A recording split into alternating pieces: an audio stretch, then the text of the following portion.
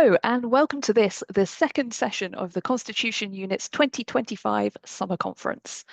The theme for our conference as a whole is Labour's constitutional agenda in office. And in this session, we're looking at standards in public life. My name is Lisa James. I'm a senior research fellow here at the Constitution Unit, and I'll be chairing this session. The Labour government came to power last summer pledging a politics of service and drawing a very clear link between high standards in public life and public trust in politics. So in this panel, we're taking a broad look across the standards landscape and asking what might need changing, what are the challenges, and how can successful reforms be developed?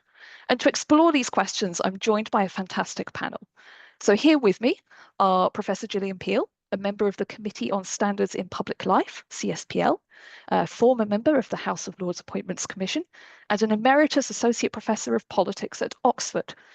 And Phil Brickell, the Labour MP for Bolton South, who, before entering Parliament, spent a decade working in anti-corruption roles.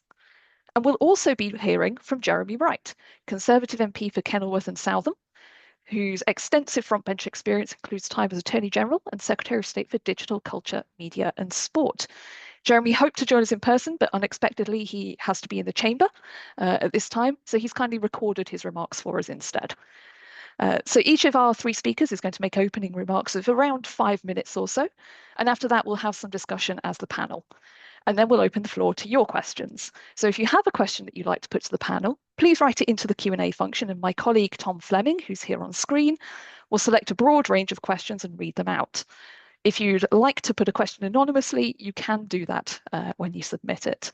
And let me just also note that this whole session, including the Q&A, is being recorded, and we'll be posting it online on our website, YouTube channel and podcast after the event. So with the housekeeping done, let me hand over to Gillian. Thank you very much. Well, in opposition, Labour rightly attacked what it saw as a downward spiral, to use John Bower's book's phrase, of ethical standards in government. And Nick Thomas Symonds, in his keynote address earlier this morning, described the period of Conservative rule, particularly under the Johnson administration, as chaos.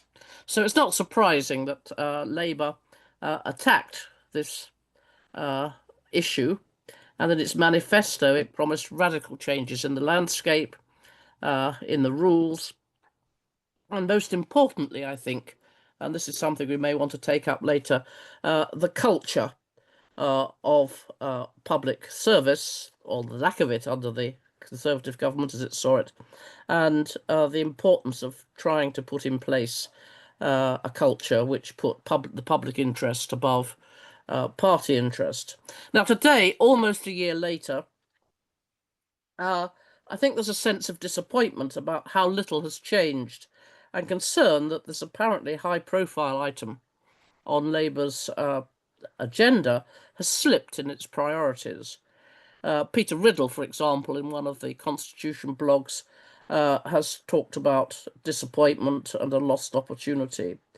I want to suggest this afternoon, that pessimism is a bit too gloomy, both because there have been some really substantial changes, I think, that have moved in the direction of improving the machinery, and because the existing system, which was of course set up and developed after John Major's institution of the Committee on Standards in Public Life, that system, although messy, and although it has weaknesses and although it has gaps, has in fact contributed a great deal and will continue to contribute a good deal to actually improving standards in public life.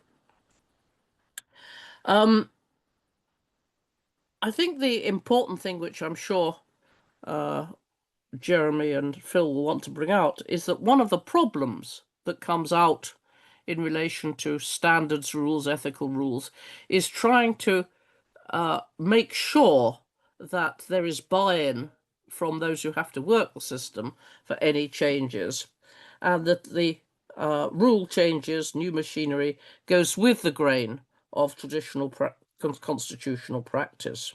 And I also want to suggest, and this is something I'll try and touch these rather lightly because we haven't got much time, that what appeals to a party in opposition what seems a very good idea in opposition may be much more difficult to deliver once the party is in government. Now, obviously, the first change, which everybody is asking about, what has happened to the Ethics and Integrity Commission? And I have to confess, I've always been a little bit sceptical about what this was actually going to look like. We've had many discussions at the Constitutional Unit about what form this could take. And it seems to me there's a tension between thinking about the Ethics and Integrity Commission as a kind of umbrella organisation, in which case there already is one, the Committee on Standards in Public Life, or whether it's going to be a kind of regulator, a body that brings together regulatory agencies, particularly public appointments, the Civil Service Commission and ACABA, under its wing, and kind of does a sort of merger of those. And it's still not clear to me exactly how the government's thinking is going on that. It's also the additional little embarrassment, I suppose, or awkwardness, that some of the people who are in the roles that might be brought under this commission, Sir William Shawcross and Baroness Stewart, were appointed for 5-year terms in 2022, so they've still got some of their term to run. And it's difficult to quite see exactly how such a commission that was merging these roles or getting to come closer together would actually work. I'm sure we're going to want to discuss what actually is going to happen with the Ethics and Integrity Commission, if anything, later. But it's not surprising to me that it's been rather slow to come to fruition. But there have been some important changes which Labour, to its credit, has introduced. Nick touched on some of them this morning. The Ministerial Code has been restructured, and I think it was made very clear in the way that the Prime Minister restructured and revised the Ministerial Code, that what he wants to do is to reset a range of relationships in government, particularly the gifts, relationships with Parliament, relationships with the civil service, transparency, and candour. Now, that is something which I would pick up on, or we might want to discuss later, the duty of candour, because again, that is something which Starmer made a keynote issue of in the Labour conference, the so-called Hillsborough law, very important issue for trying to enhance accountability and openness. But obviously something has gone, if not wrong, at least something is acting as a blockage in the system. It is a very difficult thing to legislate for, and I think that it may be that the drafting is difficult, or it may be that the costs involved in putting in place, for example, legal provision for the cost of legal provision for people involved in these kinds of proceedings, it could be prohibitive at a point at which public spending is very sensitive. Nick this morning mentioned that it was very important also that the Ministerial Code and the changes that the Prime Minister had made recognised the importance of making the independent advisor on ministerial interests truly independent and giving him or her the power to initiate an investigation in his or her own right. I say his or her, there haven't been any hers so far, but there might be. But I think there isn't very much experience yet to go on how this is going to work. It's a change that has been long debated, and I think the Committee on Standards in Public Life and certainly I would have advocated that change be made, but it does involve a very delicate balance between the independent advisor and the Prime Minister, and making sure that the that relationship remains one of trust and confidentiality.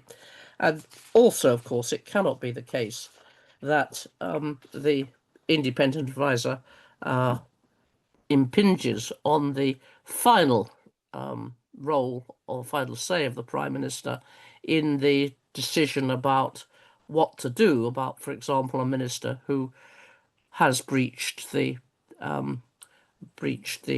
ministerial code. In other words, it must be up to the Prime Minister to say whether that minister remains a part of his government.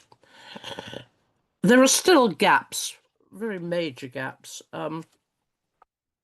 One of those gaps, which I think Lord Pickles last week in his evidence to PACAC drew attention to with great gloom, I thought, is that in relation to the revolving doors and to the rules which govern post-employment by ministers and civil servants, and arguably, again, we're going to want to discuss this, and I think Phil is going to do that, the role, the scope of ACABA rules and how you actually enforce them.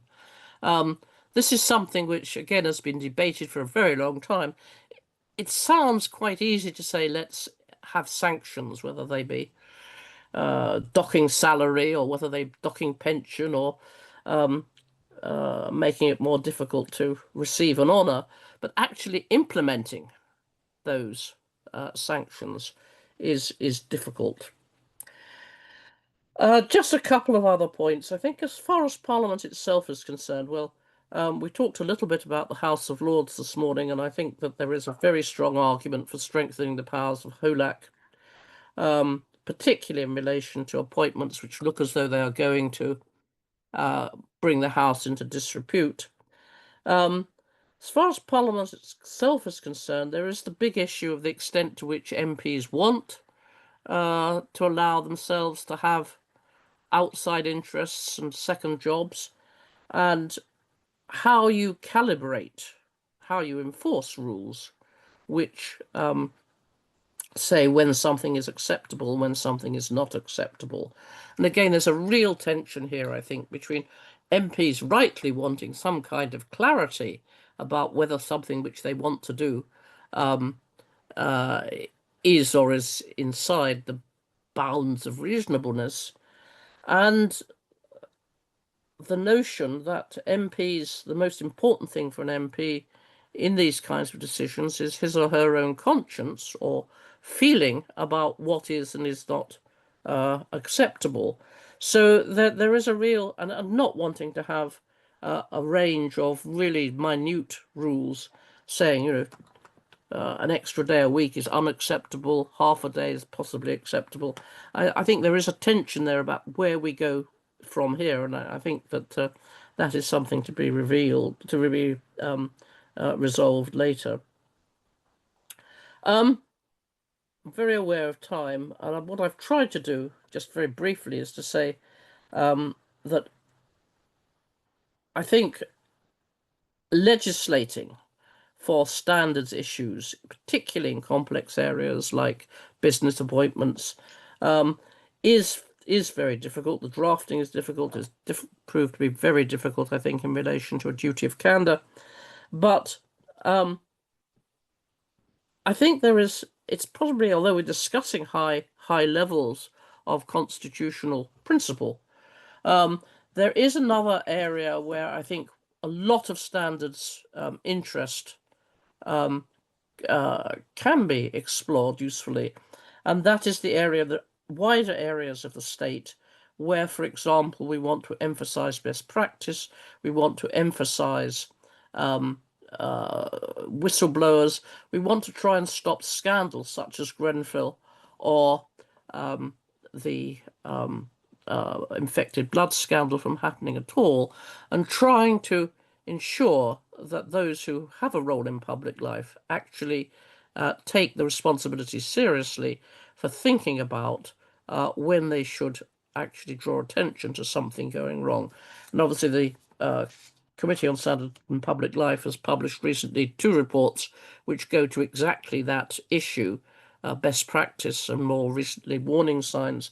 And the importance of this, I think, is that the state And what causes people to distrust politicians and administrators is much larger than the highlighted issues of Parliament, MPs, and ministers. Well, I'll stop there, and I think I may have overrun my time, but apologies. No, thank you, Gillian. That was all really fascinating. And I think a great summary of where we are. Some valuable things have happened, but plenty still to do. And implementing some of these goals is going to require some really tricky decisions and trade-offs. So to talk a little bit more about these topics, we're going to turn over to the video from Jeremy. Can I say thank you to the Constitution Unit for giving me the chance to participate in today's event, and I'm sorry not to be able to join you live and therefore participate in the conversation. But I thought I'd say a few things about standards and ethics in the parliamentary and ministerial context, and what's changed or not changed with the advent of the new government. The first thing to say in these conversations, of course, is always to reinforce how important standards and ethics are. And they're important not just to make us all as politicians feel better or to reassure our electorates. They're important for very practical reasons too.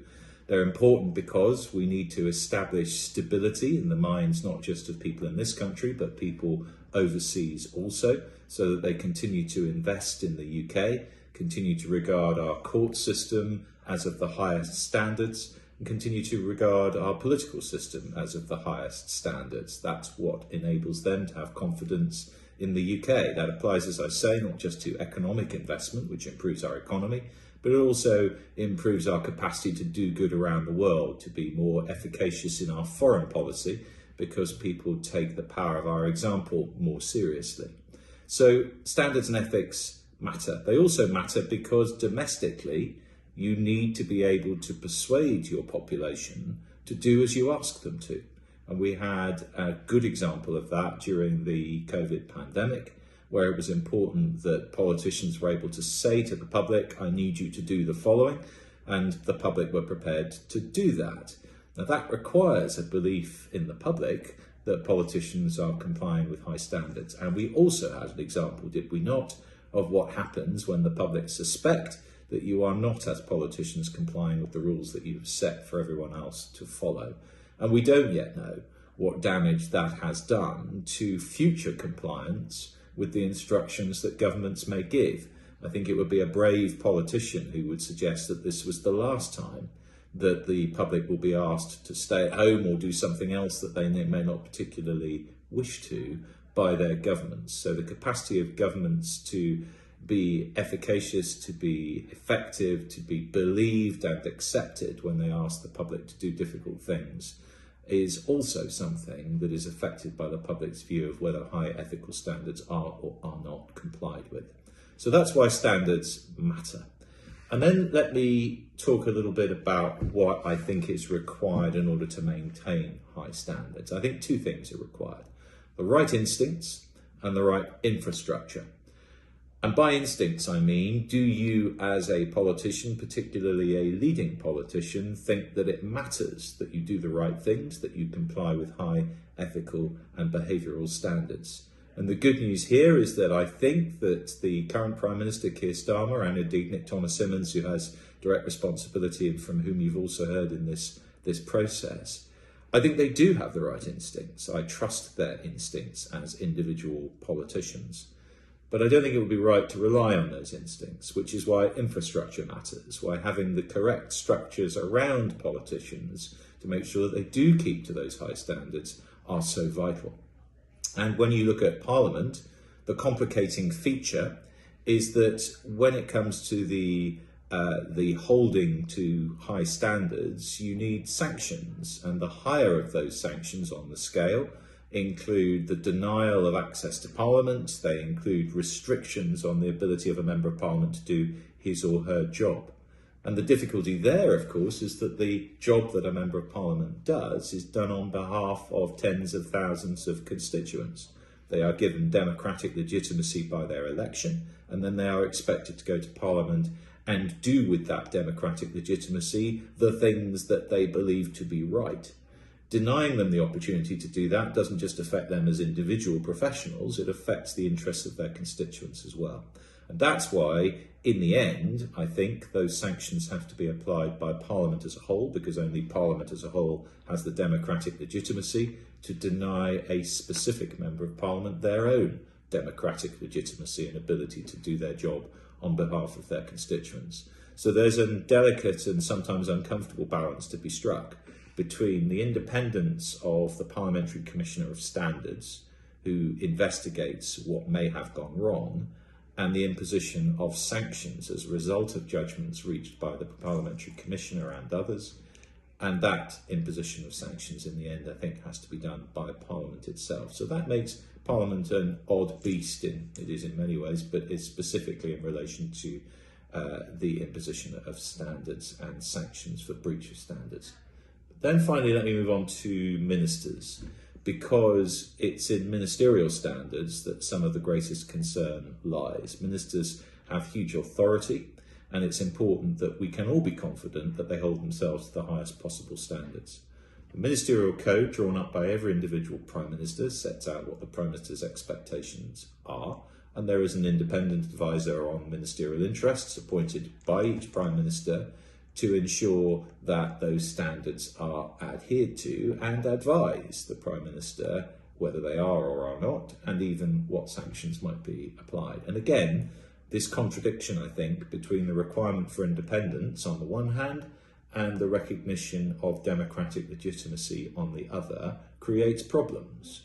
But I think the way to resolve them is to recognise that the Prime Minister requires ultimate authority to impose sanctions on ministers. Of course, it must be right that no one but the Prime Minister decides who serves in cabinet, who serves as a minister. It can't be right that an advisor who isn't elected decides who is and is not in government office. The Prime Minister must do that. And of course, the Prime Minister retains authority too in setting out the ministerial code in the first place. But between those two stages, I think it's very important that we give the independent advisor more authority to determine whether breaches of the ministerial code have occurred at all. I want to recognise that the government has made progress on this. It was previously the case that a ministerial advisor could not, the independent advisor to the Prime Minister, could not initiate their own investigations. Great, thank you. In his absence, to Jeremy, that was really interesting, and we're going to hand over to Phil to take us on from there. Well, thank you so much for the Constitution Unit for having me today, and it's really fascinating remarks both from Gillian and from Jeremy as well.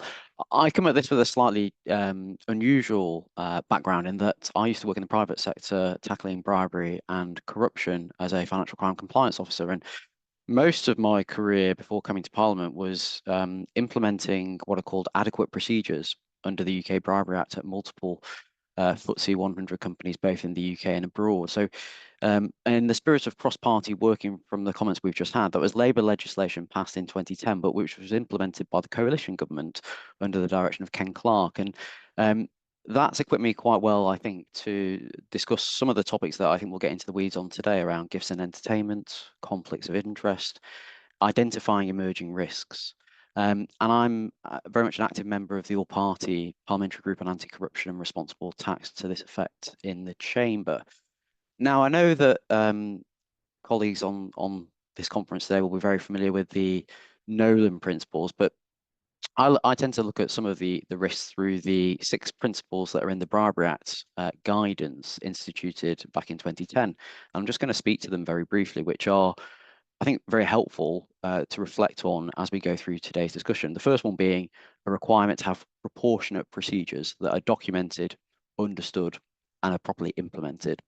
Secondly, and this was touched on slightly earlier, I think, by Gillian, that there is the correct tone from the top, and Jeremy actually remarked on this as well. Do leaders stick to the rules, and do they set the right culture that then percolates down to other actors, whether that's in Parliament, whether that's in government, or whether that's in a ministerial role? Thirdly, training and comms, ensuring that all actors in the standards and ethics system understand their roles and how they can fully participate in it. And I'll speak to that shortly. Fourthly, risk assessment, anticipating risks before they emerge, not after the fact. Fifthly, due diligence, understanding conflicts of interest and mitigating them. And finally, monitoring and reviewing. Are the standards and ethical rules that we have driving the correct policy outcomes? And fundamentally, how effectively are they enforced? Now, I think some of the questions that were put forward for today's discussion were, how has the Labour government's conduct in office lived up to some of this rhetoric? Now, clearly, Prime Minister Keir Starmer has talked very passionately, understandably, about politics of service that sits comfortably in his mould as a former head of the Crown Prosecution Service. That's something that strikes a chord for me as the son of public sector workers, because fundamentally, we need to ensure that our electorate understands that politics can be a force for good, regardless as to one's political persuasion. And some of the polling around trust in the political system, I was looking at yesterday, the National Centre for Social Research found that 45% of the people they polled had said they would almost never trust British governments of any party to put country first and party second, and 58% said they would not trust politicians to tell the truth when they were in a tight spot. I think that sense of urgency about rebuilding trust in public administration, in government, in Parliament is absolutely vital. And I take on board some of the comments Gillian's made about not being overly gloomy. I wanted to reflect on those a little bit now. I think we do have to recognise that what the government has achieved, which I'll come to, is set against the backdrop of 40 bills in the King's Speech last July. That's an immense legislative programme to get through. We are less than 1 year into the parliamentary term. Frankly, the first few months until November, Parliament only sat for a handful of weeks. And some of those achievements are worth calling out that haven't been spoken to so far. Firstly, the appointment of a new anti-corruption champion in the form of Baroness Margaret Hodge, a role regrettably vacant for 2 years under the previous government. It's a fundamental way in for actors and concerned individuals through the system to speak to one point person who can coordinate across government on wider ethics, integrity, and anti-corruption efforts, some of which historically, for various reasons, have tended to fall off the side of a desk between a proliferation of government departments and non-departmental agencies. Another one that I think is really important, and this speaks to concerns around wider perceptions of public administration more broadly, the appointment of a COVID counter-fraud commissioner. Thirdly, and there's work afoot here, the new modernisation committee in the House of Commons, which is tasked with looking at reforming procedures, but also fundamentally driving up standards and improving working practices across the board.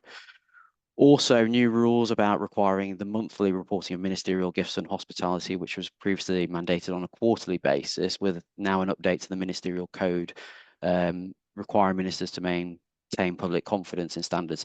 Now, there are further tweaks that can be made in this area about registration, in particular the different databases which exist and how it's not as brought together as I would like it to see. But I think that is important and an important recognition from this government.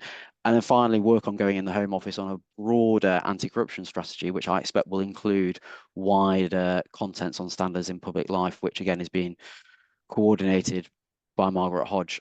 I take on board the comments that Gillian was mentioning about the Integrity and Ethics Commission, and I put down a number of written questions inquiring about it, and I understand it's a live issue in government at the moment.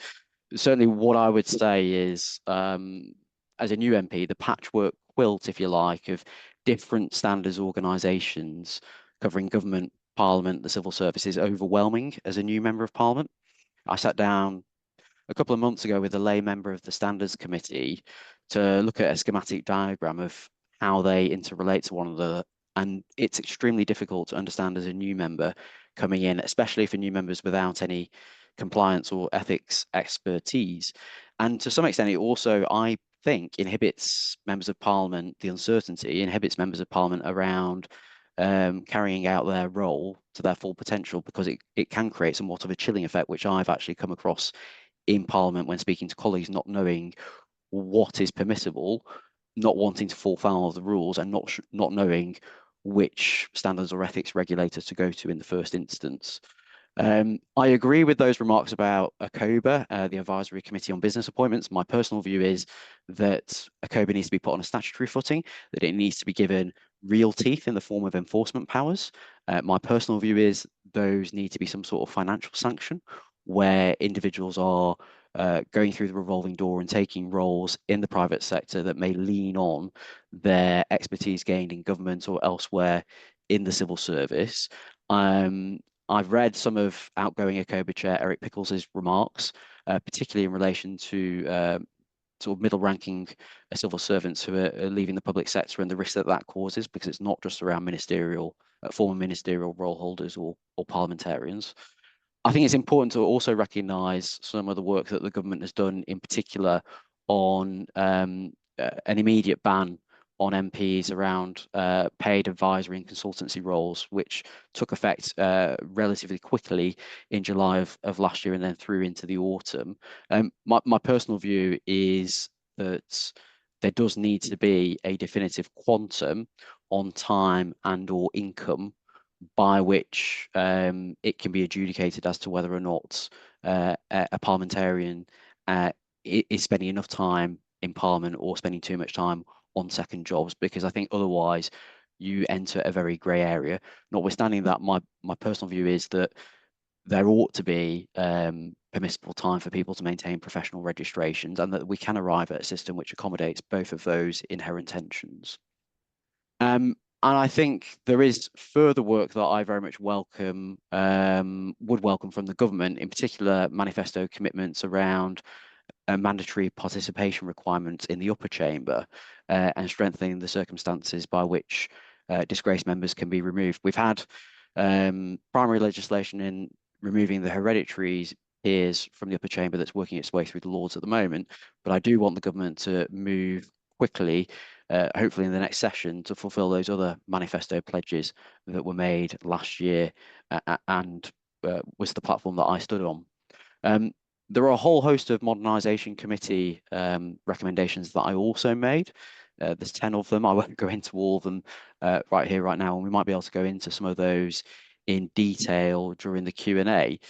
But I think, you know, for me, as somebody who's relatively new to Parliament, having been elected for the first time in July of last year, there is a real opportunity now to drive up standards across the board. And it's something that I'm very passionate on, and I know that a number of fellow colleagues on the all-party parliamentary group on anti-corruption have been working constructively with government on. In terms of sort of opportunities coming down the line, the obvious one that I tend to think of is around an elections bill in the next session, in relation to political financing rules, in relation to securing the operational independence of the Electoral Commission, which is currently subject to a government strategy and policy document, increasing the enforcement powers of the Electoral Commission. I mean, the maximum fine is a paltry £20,000 that can be issued where there's determined to be a breach of electoral law, which for me is more of an operational risk, as I would perceive it, than a genuine deterrent to bad behaviour. And also tightening up rules around political donations, in particular, what are permissible donations vis-a-vis company turnover. So I think I'll stop there because there's quite a lot to go at. But I think we do need to recognise that less than a year in, there has been substantial progress. There is more work to be done. I want the government to be as ambitious as it can be in this regard. ECOBA and the Integrity and Ethics Commission, I think, are areas where there are potential wins that the government can deliver on that don't cost a great deal against the backdrop of difficult public finances. And that's the message I continue to take to government. Wonderful. Thank you very much, Phil. There's lots there for us to get our teeth into, and we're going to do that very shortly in a bit of a panel discussion. But this is just a reminder that we're going to be turning to audience questions in 15 to 20 minutes or so. So many thanks to those of you who've submitted questions so far. If you've been formulating your question while listening to our speakers, now is the time to put it in. Just remember to enter that into the Q&A function on Zoom. But before that, I think there's lots there to get into, but it would be remiss of me not to pick up on the Ethics and Integrity Commission, centrepiece of the manifesto section on standards as it was. And we heard from the Minister Nick Thomas-Symonds this morning that the government is currently looking at the options for how it might want to set that body up, with the aim of potentially being able to make an announcement in the not too distant future. Do you think there are such roles that a new body might usefully perform when you look at the landscape as it currently exists? Or more generally, are there things that you think governments should think about if they're considering setting up a new standards body? If you're trying to kind of to frame and to design a new standards body, what are the sorts of considerations that need to go into that? Gillian, I'll throw that to you first, if I may. Sure. I mean, we've had a lot of discussion about this at Robert Hazel's seminars. I think if you have this body as a kind of umbrella body, it's not clear how it would coexist with the Committee on Standards in Public Life. So that is one issue. I mean, you don't want two bodies being a kind of umbrella body. But I think the other possible role for it would be to, as it were, be a kind of super regulator, where it would bring together some of the most important roles in government, regulating public appointments, regulating the civil service, regulating the revolving doors. I think that's fine. It's not clear to me whether you're in fact encouraging a merger here, or whether you're just trying to give more profile to these roles, which I think that is absolutely crucial. I think that the idea that somehow you should give additional importance and highlight these roles much more than we have at the moment in the patchwork quilt, that I think is important. But I think what the Committee on Standards in Public Life does, which is not itself to be a regulator, but to commission and undertake evidence-based research in key areas, is important. And I don't know whether this body is intended to do something similar or not. And I'm not sure how far that's been thought through. I mean, I think it's always been an open question, and it's still an open question for me. And I'm not quite sure why the disruption how far the disruption would be justified if it's not going to really make a major change.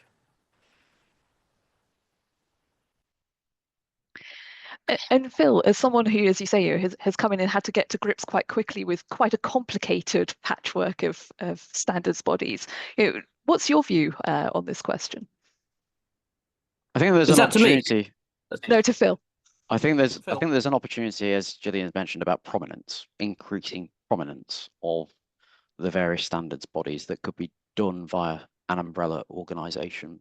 I think there's two other points that I would touch on. One of which I alluded to in my opening remarks, which is I think there is, certainly as a new member of Parliament, I think there is an argument to be had about streamlining the way in which somebody feeds into the standards framework writ large, whether that's the Independent Complaints and Grievance System, whether that's the Parliamentary Commissioner for Standards, whether that's the Standards Committee itself, synthesising that into a route in, I think, is worth serious consideration.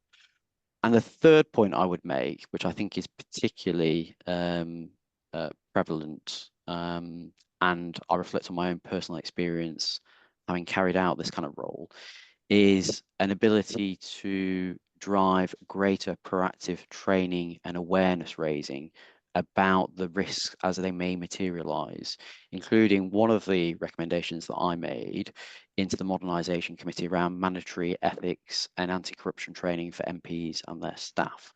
I think there is something that can be done potentially through an umbrella organisation which could drive that out across the board. That's really interesting, and I think that brings me back to one of the things that you mentioned in your remarks about practical steps that you can take, like joining up data better across government to enhance transparency. I think it's striking in this topic that there are debates to be had about the shape of the regulatory landscape, about the need for bodies to be put on statutory footing, for powers to be changed. But there are also some quite simple, practical things that people propose that can be done really quite quickly by a government around data, around the provision of training, around the accessibility of information. Are there other things along those lines that you would want to see a government doing?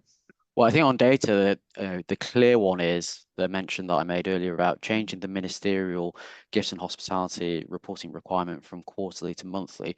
Well, I would urge government to consolidate the databases around reporting and what has been received by ministers, which can be quite cumbersome to trawl through. There's absolutely no reason why that can't be consolidated into one easier to use database. Secondly, with a parliamentary hat on, I think there is also a book of work that could be done around increasing governance via a central database of all party parliamentary groups. Now, there were reforms made in the last parliament which sought to increase transparency, given a number of concerns that went on in the previous parliament connected to a number of APPGs. Yet to this date, there is not one register of all party parliamentary groups, which includes details of members and or officers in a fulsome manner. And I have concerns around the integrity of some of the data this is maintained, but also there is no proper supervisory regime around the quality of those entries. So I think that's another opportunity that Parliament could use to drive greater transparency and also to make sure there's accuracy in those records. And Gillian, I know this is something that CSPL has taken an interest in as well, not just the overarching structures of the system, but also how they operate day to day. What are your views? Well, I think I certainly agree with the point about improving the data and making it much more systematic. And maybe there's a role for AI here, I just don't know. But I think the point that Phil was making about training at all levels is something which certainly the Committee on Standards and Public Life has been very keen to promote. So I think that's certainly true. I think the idea of a one-stop shop for complaints, which is something which you might, I suppose, see the Ethics and Integrity Commission being, could just be an absolute nightmare in terms of people complaining about everything, from why their bin hasn't been emptied to whether their MP is really asleep on the job. I mean, I think that there is a sort of sense in which a one-stop shop sounds a good idea in some ways, but might simply generate a huge workload. I think the patchwork quilt actually works quite well, but it's certainly true that it can be confusing at first. Mm-hmm.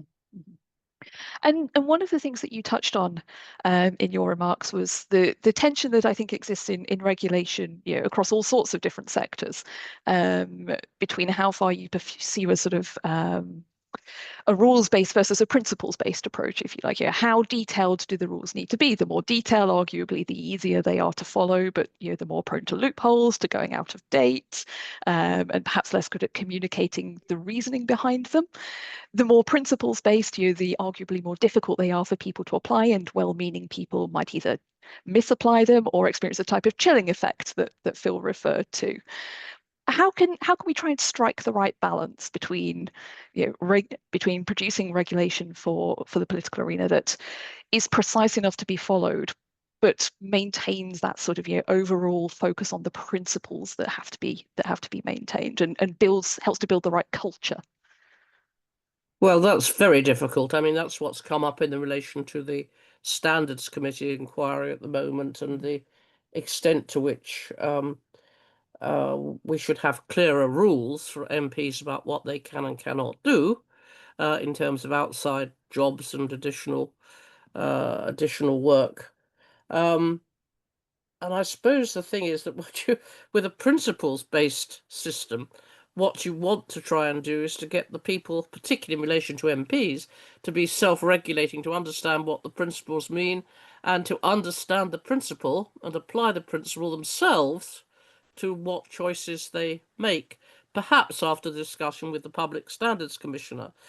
But what the PSC definitely doesn't want to do is to set rules. Now, there is a problem that when you have a controversy over what a principle means, and that's, as it were, determined or answered, tends to end up by setting a precedent, which looks very like a rule. So the actual distinction between principles and rules tends to break down as time goes on, and there are cases and controversies which have to be resolved. My guess is that at the moment we are at one of those junctures where probably a large proportion of the MPs would not want to see a rules-based approach, and a large proportion of them would want to see something which at least gave them clarity about what they could or could not do, so that there is a real tension there. I mean, principles you set rules in whatever sector to try and give effect to principles, but it depends very much on the sector, on how far you want to move from the principle to a set of rules that will be effectively prescriptions.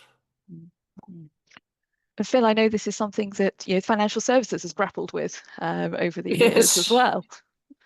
Yeah, I mean, I think the analogy of second jobs is a good one. I mean, the government can't specify every job title or role that MPs can or can't take. It would be impractical, and you'd end up with a sort of whack-a-mole scenario, and it is potentially prone. It would potentially be prone to abuse anyhow. So that's why my personal view is there needs to be a quantum or of time or of financial reward above which essentially it's deemed that members of parliament can't engage in outside activity, essentially on the basis that MPs are primarily there as legislators to carry out their role in parliament. I think what I would say on reflection, and this has been helpful for me in my brief time in this place, is that the Parliamentary Commissioner for Standards has been quite proactive in extending the opportunity for safe harbour advice to parliamentarians, especially incoming parliamentarians who have not been in this place or worked under this regime before, to understand what is permissible before an event arises. And that's where I suppose I spoke to that risk assessment principle and the Bribery Act guidance at the start, which I think is helpful. And that sort of informal safe harbour advice, I think, is very useful, notwithstanding whether you go for the rules or the principles-based system. Obviously, it would be more applicable when you've got a principles-based model. But there is an inherent tension there, and it's something that in financial services has been difficult to grapple with as well in many ways. But the PSC doesn't want to set any such quantum, so that quantum should come from MPs themselves, and how they would actually do that, I'm not entirely clear. Now, I've got a couple more questions I'm going to put to our speakers, but let me just encourage the audience once more to be formulating your questions and putting those in, because we're going to turn to you very soon. I just want to pick up on sort of some of the lessons for success that we might draw from other places, because Gillian, you've been a long-time observer of the difficulties of regulating standards in politics and of trying to drive up standards in politics. And I wonder whether there are lessons, whether positive or negative, that you would draw from previous reforms that have been made to the system, that either government or parliament should have in mind as they look at some of the types of issues they're grappling with at the moment. And Phil, similarly, I'm curious, do you think there are things that regulation in politics might, or standards in politics might, learn from how things are tackled in other sectors? Jeremy very rightly pointed out the complexities of sanctioning elected politicians, and the fact that you can't simply drag and drop approaches. But I'm curious, from your experience, are there things that you think you bring into this that we should be trying to learn from? Gillian, let me go to you first for the historical view. I wasn't quite sure whether you went to other sectors, but I mean, we certainly have lots of examples of good practice in business, in education, in the police, of trying to devise codes of conduct to meet what were obviously, in some respects, difficult situation, shall we say, to step in there. So I think the public sector does have much to learn from other sectors, and that's what the Committee on Standards in Public Life was trying to do in relation to best practice, to see what other organisations are doing to actually identify standards which should govern those in the sector, but also to provide good training and to provide opportunities, for example, for whistleblowing and speaking up. So, yes, there are other sectors. Of course, it's also the case that sometimes one finds that these sectors can be very difficult. The National Health Service has had experiments with a duty of candour, and I'm just not sure that they have worked very well. So I think there's much to be learnt, but I don't think you can just import things from one sector to another. And you also, I mean, I think it's just enormously important to find out why, when things don't work, they don't work. Yes, yes. Well, and bringing you back then to the duty of candour, because you mentioned earlier that was something that we might come back to. Do you think there are Yes. cautionary tales from the difficult experience in the NHS? Yes, the duty of candour, yes. I mean, I think those regulations were put in force in 2014, and I think they just have not worked well. There's also a big problem about whether what you're doing with something like a duty of candour, which everybody would presumably think was a good thing, whether you are shifting responsibility, because you say every individual who's involved in this sector should notice or should pay attention to the extent to which they have to be open and honest and transparent, whether there is a problem about the extent to which you can put a burden on junior members of an organisation, younger members of an organisation, to what extent you are actually going to have to try and ensure that senior members don't push responsibility for wrongdoing down the chain. And Phil? I think the important thing, if you're genuinely concerned about driving up standards, is to not provide a burden, but to provide an opportunity to raise concerns through the appropriate channels. And those points around whistleblowing that were made earlier by Gillian, I think, are really important throughout the public sector. What I would say is I'll go back to my old job working in financial services in an organization which had roughly 140,000 people spread across 40 countries. You know, sometimes I would sit around adjudicating as to whether or not whistleblowing reports being quite low was a good sign that culture Yes. had percolated down, or whether a lack of people coming forward to raise concerns was actually a concern because they didn't have awareness or feel confident that if they brought their genuine concerns forward, they wouldn't be thought of vexatious and they would be acted on in a private and confidential manner. So I think that regular monitoring through surveying participants through the standards process is really important to gauge how well processes are embedded, to have a loop of feedback into those who oversee the standards process, whether that's in government, whether that's ministerially, or whether that's in Parliament, and to have that publicised and prominent front and centre, because it's only through doing that you have that virtuous circle, which provides confidence in the system, but also fundamentally provides for the right culture. And I think that's largely answered my next question, which is about how you can communicate these things so that they do deliver the uplift, both in confidence in the system by those within it and public trust in politics that advocates of high standards in public life want to see. So let's move over to the questions from the audience. I'm going to bring Tom back on screen. Hello, Tom, what do you have for us?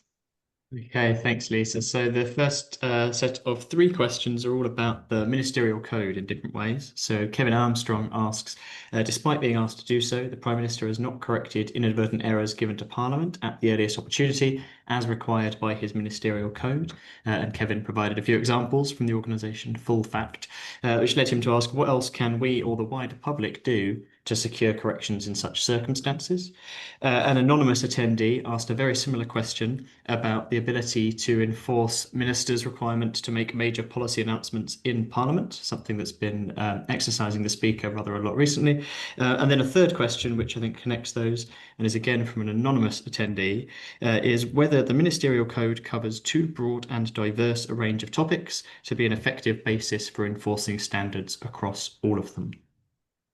I'm a humble backbencher, so I mean I'm not as close to the ministerial code as perhaps others on the call are. I don't know, Gillian, if you feel empowered to take those.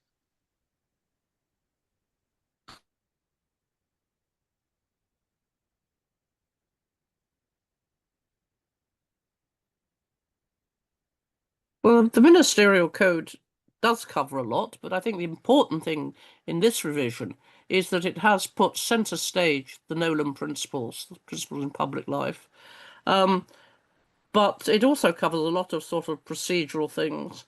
But I think it doesn't cover too much. I mean, there's a lot of areas of how you govern that in the cabinet manual, which has not been revised as far as I know, and probably should be revised at this stage. But I think it's coherent enough.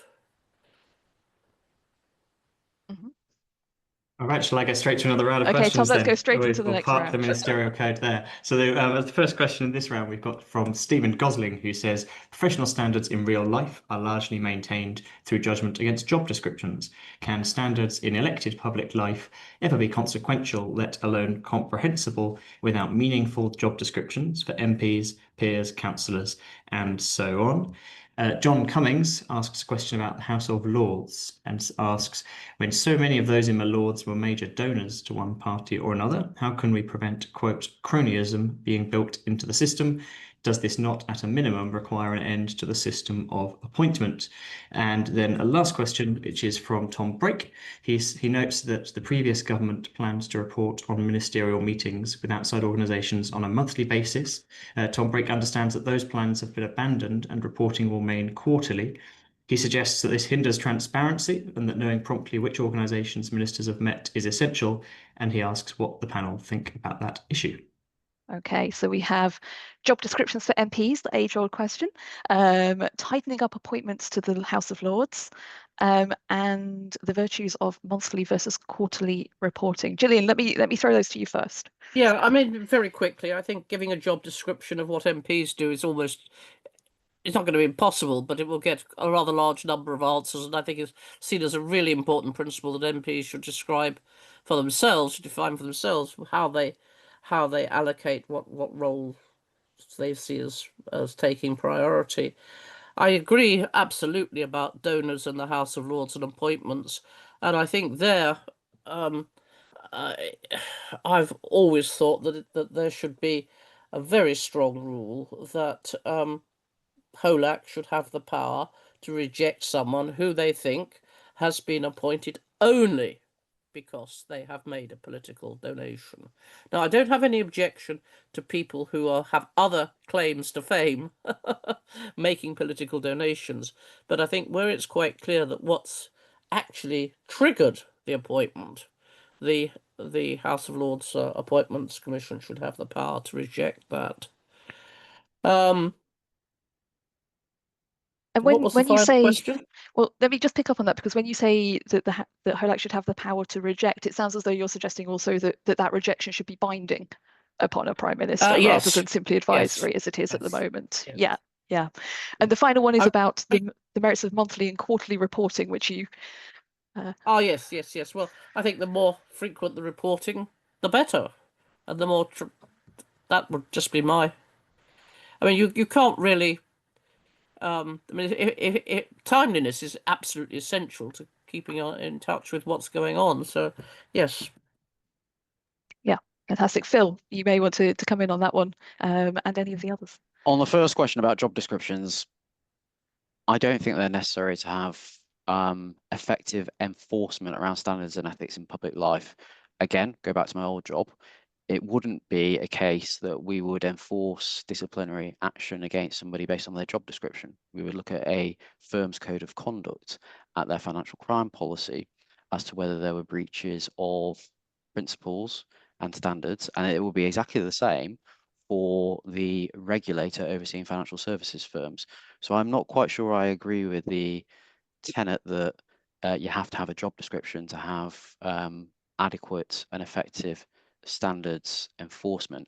What I think you do need to have is oversight bodies in the form of HOLAC and a COBA, as Gillian has mentioned, that are empowered, that are put on a statutory footing, that have binding enforcement powers, and that can overrule a proposition or a recommendation that's made. I think that's really important. On ministerial meetings and increasing frequency and transparency, yes, absolutely. I don't see why there is a cause for concern there, and I would support that. And on the Lords, My personal view is that, yes, we need to see a more representative chamber. Yes, I have grave concerns where it seemingly appears that there are individuals put forward for the upper house who have a background which suggests this is only their donation, which gives rise to that. We do need to see individuals with a range of expertise in the upper house. My personal view is that we should be moving to a more accountable second chamber, and to do that there needs to be some elective representation within the Lords in particular. Great, thank you. Tom, let's go to our next round. Thanks, Lisa. So the first question is another anonymous one, and somebody asks how the system can handle the fact that sometimes increasing transparency can actually harm rather than increase public trust in the system. The second question is again anonymous and is about the question of revolving doors. And this person asks whether it has become harder and perhaps less fair to restrict what our politicians can do after their political careers in an era where the length of political careers is getting less predictable and shorter. And the final question is from Deborah Blaney, who asks whether the government will, quote, close loopholes in election donation laws, not least around foreign interference in our political process. As per recommendations, she says, has come from Lord Evans. And she notes that his quote to justify this was that this is where public standards meet national security. Right, Phil, let's come to you first, especially on that revolving door question. How can we be fair to everyone? Well, the current regime is an advisory one. It's not binding. So I think it's fair to say, given the track record of what ACOBA has adjudicated on so far, the current regime does not inhibit former parliamentarians from going on and going about finding work outside of Parliament. There have been a number of individuals who very publicly have got on the record to say they've struggled to find gainful employment. I think the most important thing I would say is that Parliament has got a supporting role to help former members transition from being a member of Parliament to going on to find gainful employment elsewhere. And there are initiatives in Parliament to provide that support and also to provide that exposure to certain industry sectors, including things like the Industry Parliamentary Trust, for instance, which are really important to equip members of Parliament in that regard. I don't see that ACOBA really does have that inhibition.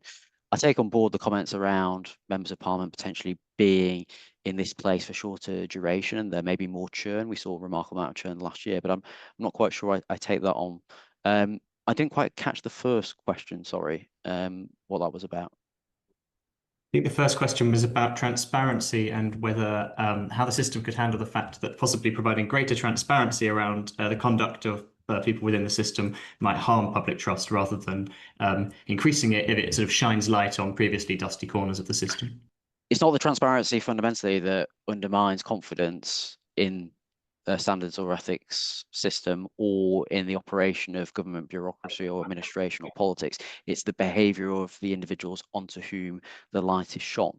That's the fundamental point to take away. And it's only through having transparency that you then expose that, and in the long term, fundamentally the long term, can improve confidence in the system. You know, we all recall the expenses scandal of 16 years ago. Clearly, there was dramatic reform that needed to be taken to shine a light on behaviour that took place, whether it fell foul of the rules or whether it didn't, and there was a consensus about that. So I think that's a really important point to note, that transparency is fundamental throughout the process. It may, in the short term, lead to a drop-off of confidence, but it's only by having a transparent system around things like gifts and entertainment, hospitality, conflicts, that you can improve that. Closing loopholes in election donation laws, I've been very passionate about and spoken quite a lot about in the chamber. Fundamentally agree with the remarks that were sent in that question, and that's, I've got grave concerns as a member of the Foreign Affairs Committee about subversion of our democracy, foreign influence, the integrity of what's recorded and checked by the Electoral Commission. I think it is long overdue that we substantially improve our political financing laws. It cannot be the case that very wealthy individuals who've got no demonstrable connection to the United Kingdom are able to pour potentially millions, if not hundreds of millions of pounds onto our system unabated. Gillian, we have election donation laws, trust and transparency, the revolving door. Give us your thoughts. Well, I basically agree with Phil on the transparency point. There's a short term maybe a problem, but over the long term, if you increase transparency, I think you should be increasing trust. I think on the electoral laws, yes, I mean, there are a whole range of new problems that have reared their ugly heads in relation to putting money into our politics via social media, for example. So I think, yes, it's high time that we looked at that again and certainly tried to eliminate any kind of foreign influence.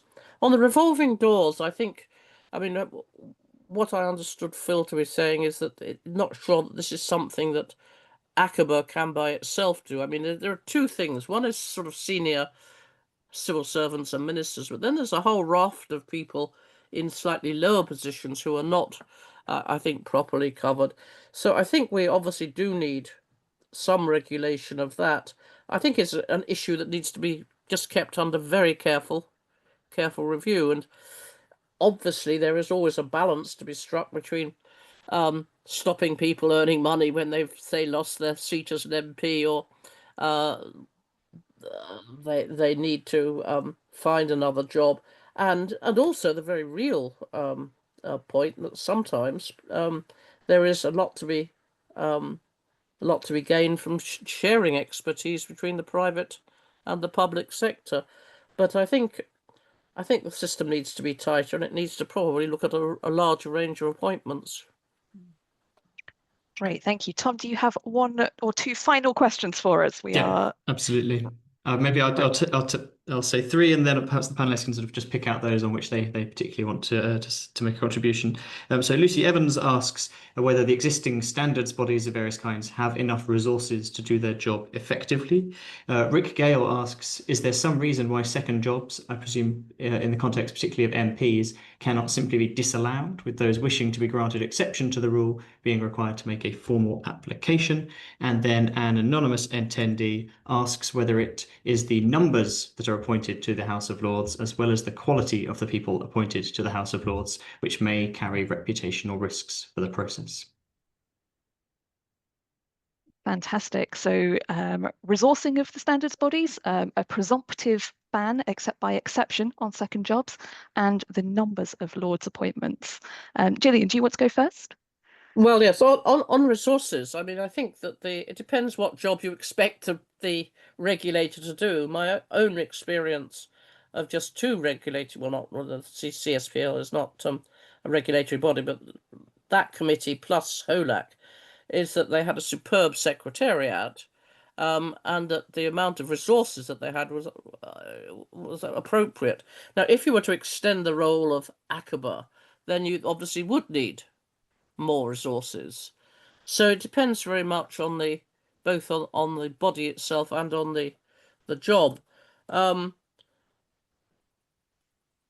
think on second jobs, I mean, I think most MPs and perhaps the public would see a great advantage in having some MPs with some understanding of the outside world, that the idea of the professional politician who does nothing but politics is not necessarily one that actually enhances public debate.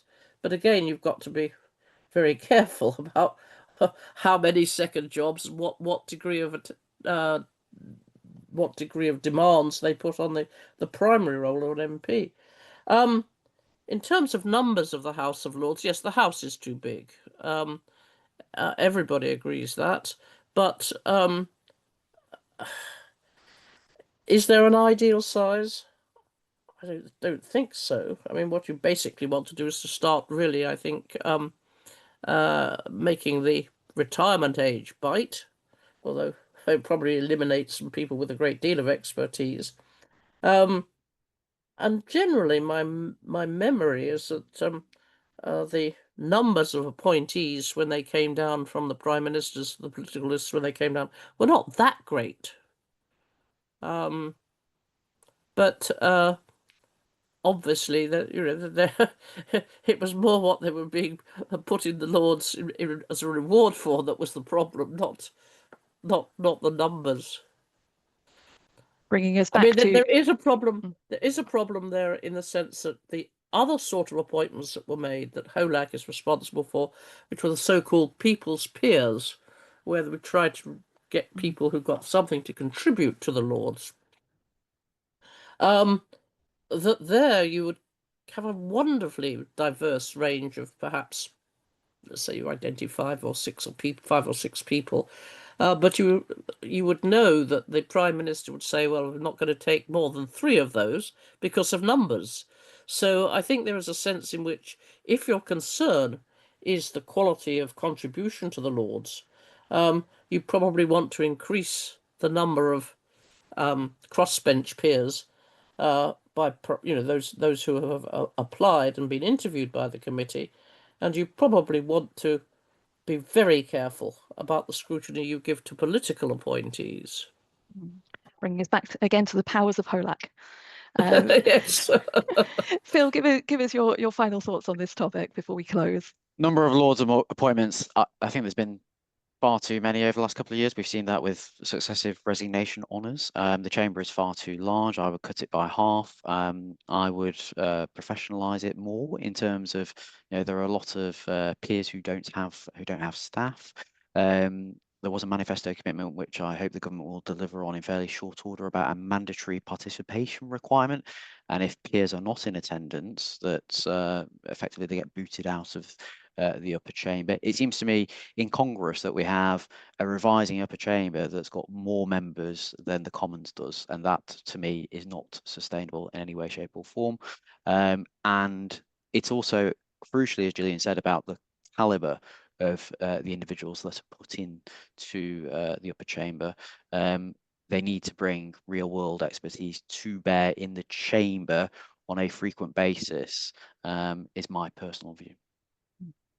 Fantastic. I would love to keep going, but we are out of time. So let's draw it to a close there. Our next session starts at 3, and we'll be discussing the electoral system in a multi-party era. So do join us then. You can join on the same link that you used for this panel event. And thank you everyone for attending. And an enormous thank you to our brilliant speakers, to Gillian, to Phil, and in his absence to Jeremy, as well as to Tom Fleming for fielding all the questions, and my colleagues Ed and Rowan for making everything run smoothly behind the scenes. Thank you very much. Goodbye for now, and we'll look forward to seeing you. Thank you for letting me participate. Thank you.